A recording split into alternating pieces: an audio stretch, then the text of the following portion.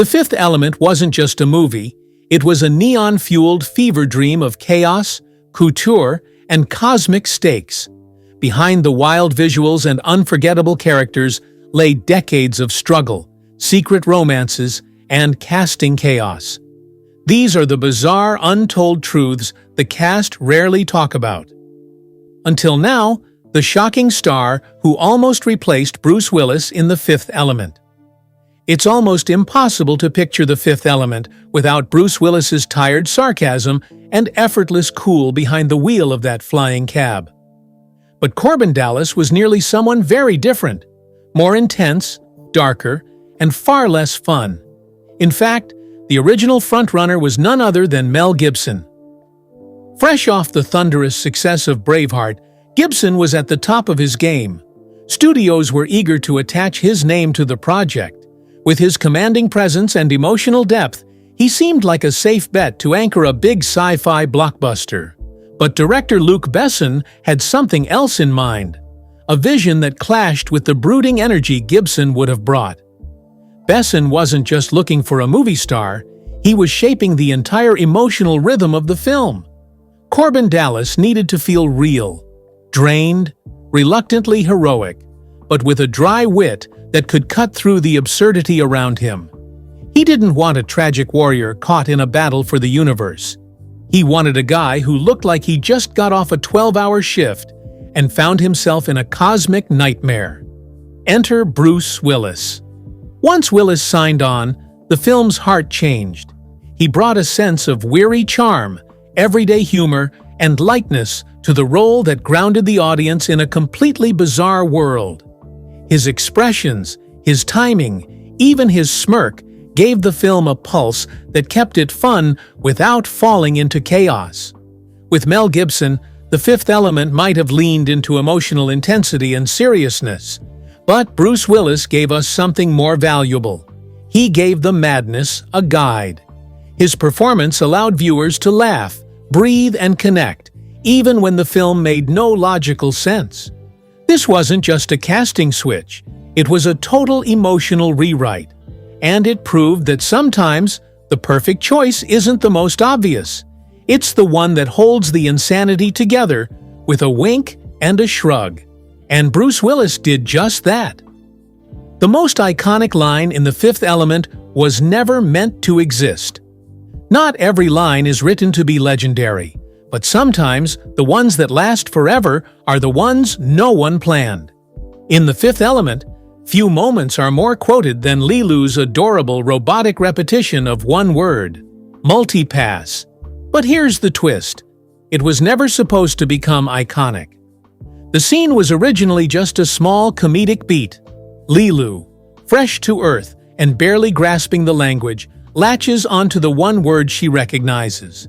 It was funny, sweet, and fit the moment. But no one on set expected it to echo through decades of sci-fi fandom. Mila Jovovich improvised the tone and rhythm of the word, playing off its awkward repetition in a way that was both innocent and hilarious. Bruce Willis's deadpan reaction completed the chemistry, and suddenly, what was meant to be just a brief laugh turned into an unforgettable moment. Then something strange happened. The audience wouldn't let it go. Multipass exploded beyond the screen. Fans wore it on shirts, quoted it at conventions, and used it online as a kind of inside joke for sci-fi lovers. It wasn't just a word anymore. It was a badge of fandom, a symbol of everything quirky and charming about the film. Even the creators were caught off guard. There was no early marketing around it, no push from the studio to make it a catchphrase. It was the fans who gave it life, who made it more than just a throwaway joke, and it didn't stop with fandom.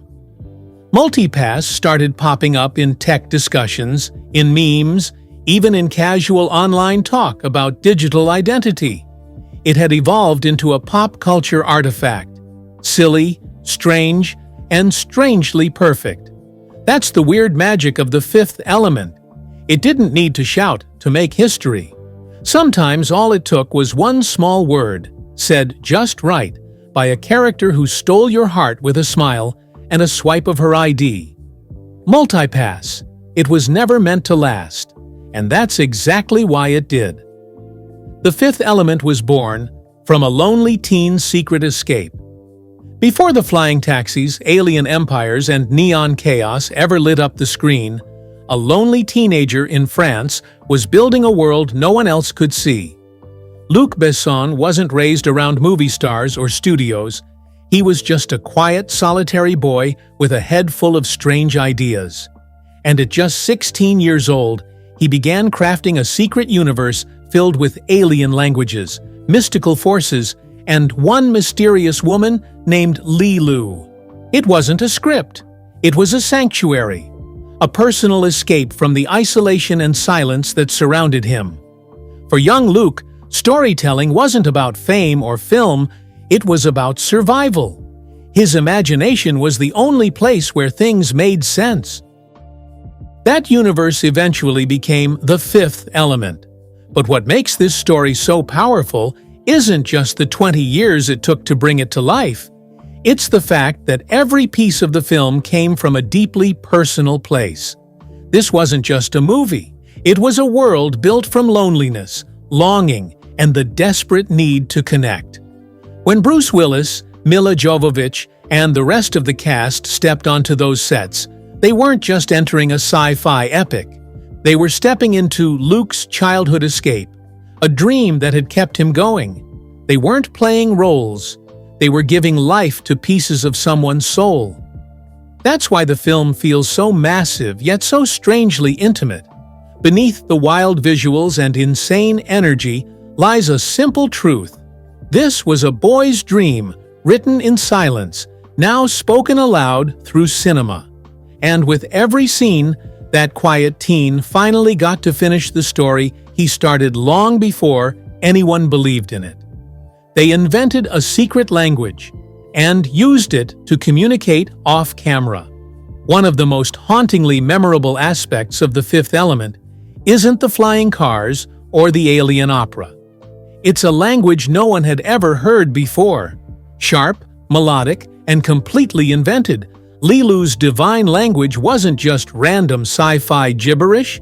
It was an entire linguistic system, painstakingly crafted by director Luc Besson long before a single frame was shot.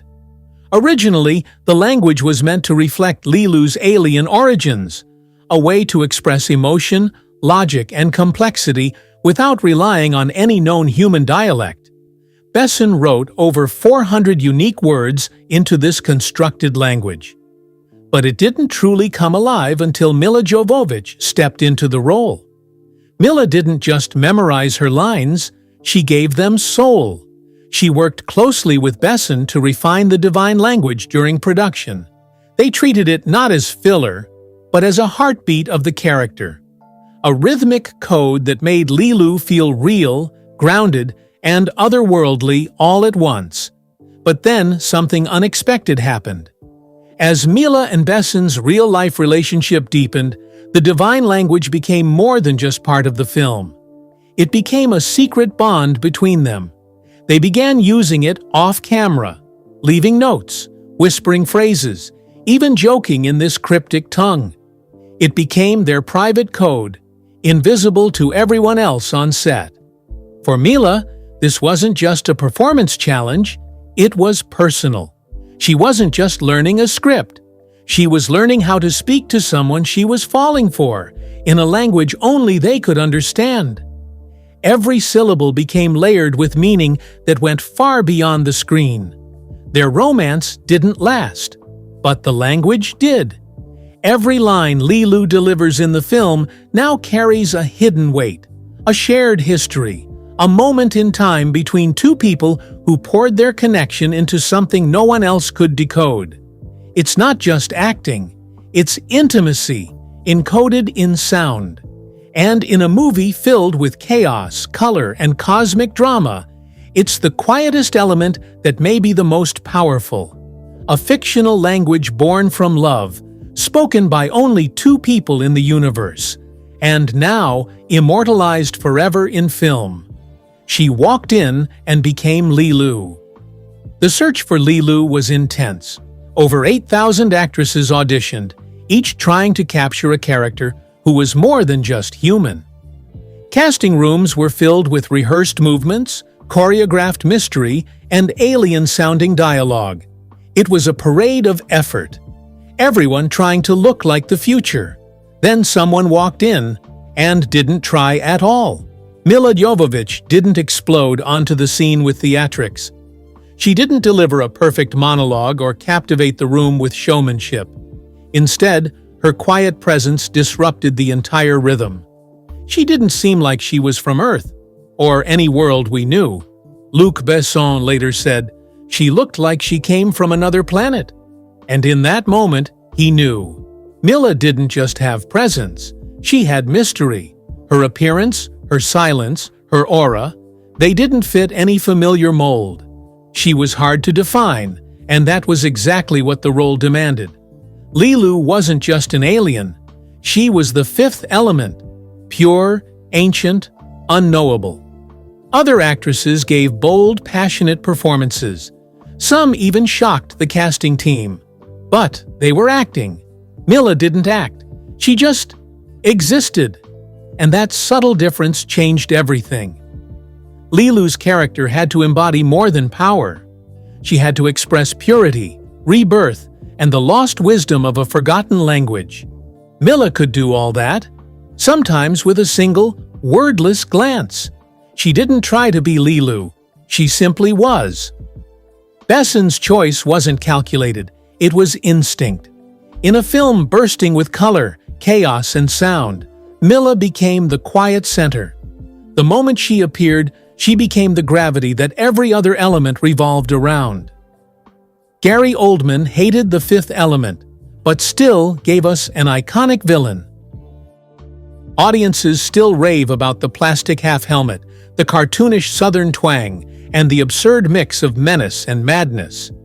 Zorg, the flamboyant villain from The Fifth Element, remains one of sci-fi's strangest and most unforgettable characters. But here's the twist. The man behind him couldn't stand the film. Gary Oldman didn't pursue the role of Jean-Baptiste Emmanuel Zorg out of passion or excitement. He didn't even love the script.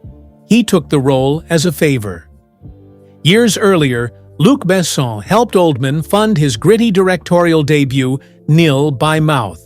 So, when Besson came calling, Oldman said yes, without thinking too hard about it. The result? One of the most bizarre and captivating performances of his career. Oldman has openly admitted that he had no clue what The Fifth Element was really about, then or now. He's even joked that he still doesn't. While audiences were hypnotized by his surreal villainy, Oldman was just doing a job. And yet, it worked. Zorg became iconic. His plastic accent, chaotic logic, and eccentric look somehow hit the mark. It was as if he stepped out of a fever dream. Part cartoon villain, part corporate warlord, part chaotic prophet. Oddly enough, that disconnect may have been the secret sauce. Oldman didn't dive deep into the character's soul. Instead, he treated the role like a playground. He drew inspiration from oil tycoons, Looney Tunes, and political caricatures, then smashed it all together into something grotesque, magnetic, and unforgettable. Where most actors lose themselves in the role, Oldman stood beside it, mocking it, bending it, owning it. He didn't care if it made sense. And that's exactly why it landed. Sometimes the best performances don't come from passion, but from indifference turned genius. Gary Oldman may have hated the movie, but the world never stopped loving Zorg. They put a real flamethrower on set, and nearly set, everything on fire. When you think of wild sci-fi weapons, few are as ridiculous and unforgettable as Zorg's ZF-1 gun from The Fifth Element. Machine guns, net launchers, freeze rays. It was like a kid's toy box turned into a death machine. But what most fans never realized is that one of those features was dangerously real. That wasn't just smoke and mirrors.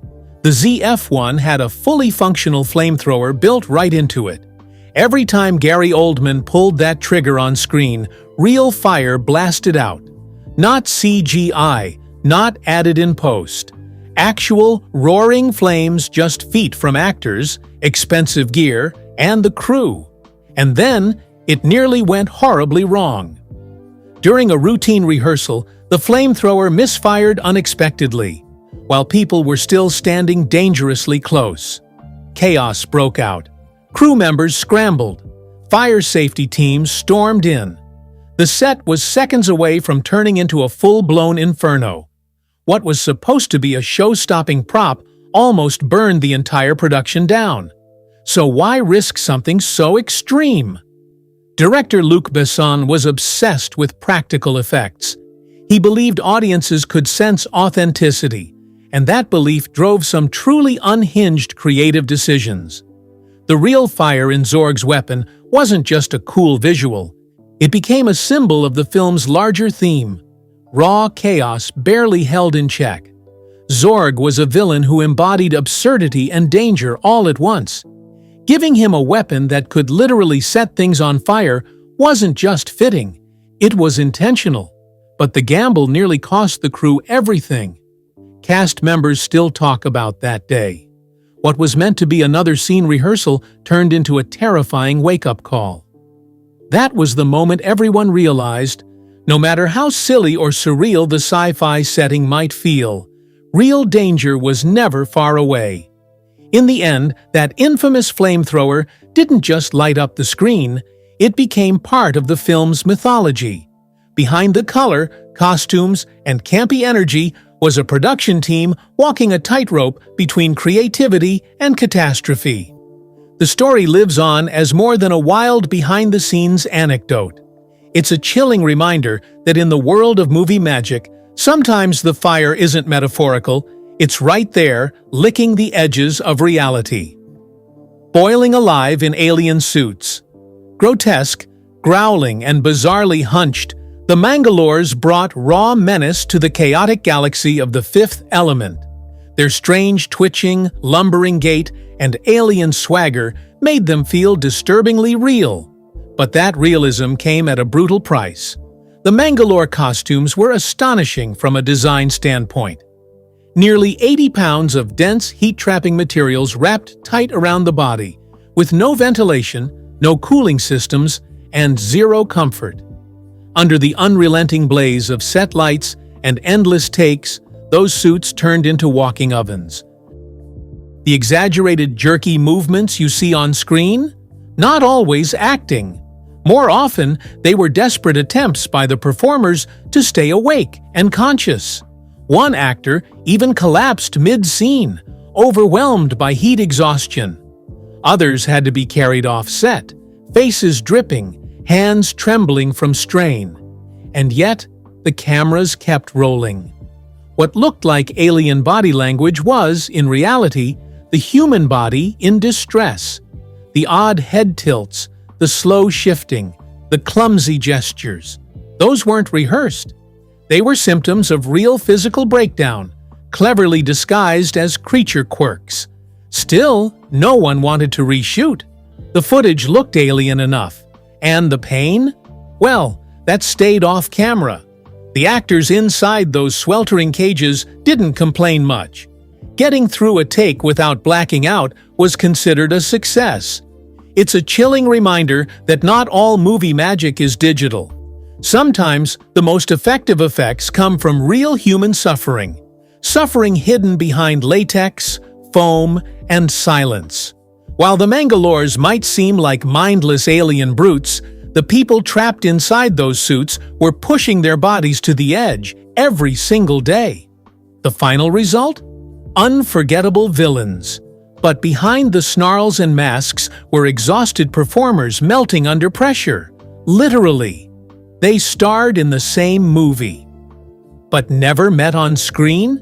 It sounds unbelievable. But in The Fifth Element, the hero and the villain never share a single scene. That's right, Bruce Willis and Gary Oldman, two powerhouses playing opposite ends of the moral spectrum, never appear together on screen. Not once. And this wasn't a scheduling conflict or a Hollywood mishap. It was intentional. Director Luc Besson designed their characters, Corbin Dallas and Jean-Baptiste Zorg, as opposing forces that could never collide directly. Like two planets caught in separate orbits, their paths influence the same world, but they never actually cross. Dallas is the reluctant everyman turned hero, drawn into chaos by fate and love. Zorg? He's a weaponized wildcard, hell-bent on destruction under the influence of a greater, shadowy evil. Their actions ripple across the same story, but always at a distance. There's no face-off, no confrontation, no moment where good stares evil in the eye. It's a radical narrative choice, one that throws out the rulebook for how heroes and villains usually work. And surprisingly, it works. Behind the scenes, the two actors never interacted. Oldman later joked he only took the role as a favor to Besson, and found it hilarious that he never even spoke to Willis. There was no on-set rivalry, because they were never even in the same room, and yet their performances feel connected, like two sides of the same cosmic coin. Willis plays it grounded and weary, Oldman explosive and unpredictable. Their emotional tension simmers not from face-to-face combat, but from the echoes of their influence on each other's worlds. It's a powerful reminder. Conflict doesn't always need contact. Sometimes, the most intense rivalries are the ones where the opponents never meet. And that absence leaves a bigger mark than any fight ever could.